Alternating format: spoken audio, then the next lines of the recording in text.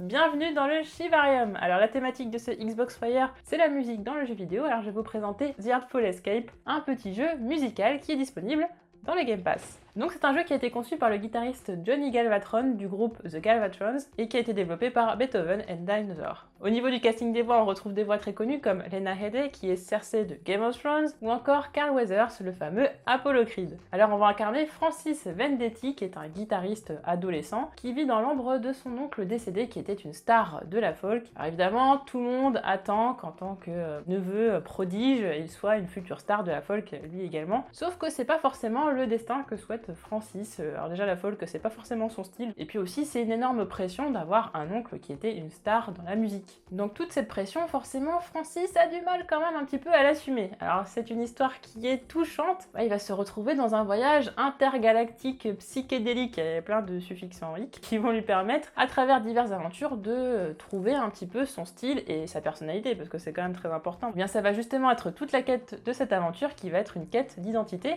et qui va le pousser justement à l'introspection. Et ce qui est intéressant, c'est qu'effectivement, on va suivre une trame narrative, mais on va aussi participer à l'identité du personnage. On va lui forger justement sa légende un petit peu, parce qu'on va par exemple choisir à travers différentes interviews, en fait, on va répondre à des questions et on aura le choix des réponses. Donc par exemple, on peut choisir de dire, Francis, il vient de telle planète, un petit peu bizarre d'ailleurs, il y a beaucoup d'humour dans ce jeu, mais on a aussi la possibilité de le customiser, c'est-à-dire qu'on va pouvoir choisir ses vêtements, un petit peu son style, avec des styles qui peuvent être complètement décalés, complètement déjanté. Et puis on peut aussi choisir son nom de scène. Voilà, en fait, on va créer complètement un personnage. Il y a l'identité de Francis, mais il y a aussi son personnage sur scène. Et par exemple, moi, mon personnage, c'était le tout-puissant Shiv, le Almighty Shiv. Moi, je trouvais que ça claquait un petit peu, je trouvais que ça passait bien. Au niveau du gameplay, parce qu'il faut bien parler de gameplay à un moment donné, eh bien, c'est un jeu de plateforme, mais qui a aussi des mécaniques de jeu musical, puisque, en fait, on va, à l'aide des touches de la manette, c'est-à-dire X, Y, B, LB et RB, va falloir, en fait, suivre les notes que vont nous donner, par exemple, le boss. Souvent, en fait, le visage ou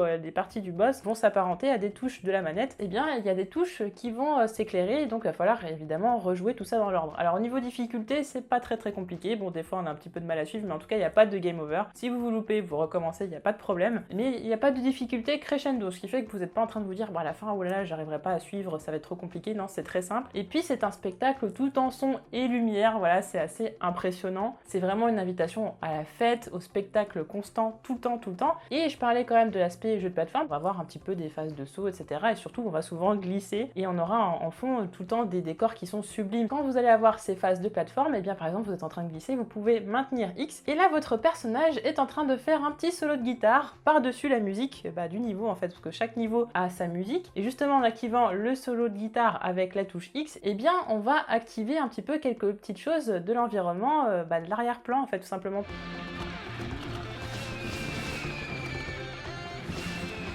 La musique un petit peu redonne vie à tout ça et ça c'est très chouette. Voilà, c'est un petit peu un space opéra, on part sur différentes planètes avec différentes civilisations, des tableaux magnifiques, vraiment on a l'impression d'être dans un espèce de dessin animé musical et c'est tout simplement un show en continu qui nous déconnecte complètement du monde réel, voilà, on part complètement dans un délire. Partez du principe que vous partez dans le délire de quelqu'un d'autre, c'est toujours très surprenant, vraiment, il y a aucune façon de pouvoir s'attendre à ce qu'on va vivre. Le gameplay effectivement est simple mais ça n'est pas redondant parce que tout simplement on finit le jeu en à peu près 4 heures, donc c'est court, mais c'est une expérience qui est forte et que je vous conseille en tout cas. C'est un beau voyage et surtout c'est une expérience de jeu qui est complètement atypique, disponible, encore une fois, dans le Game Pass.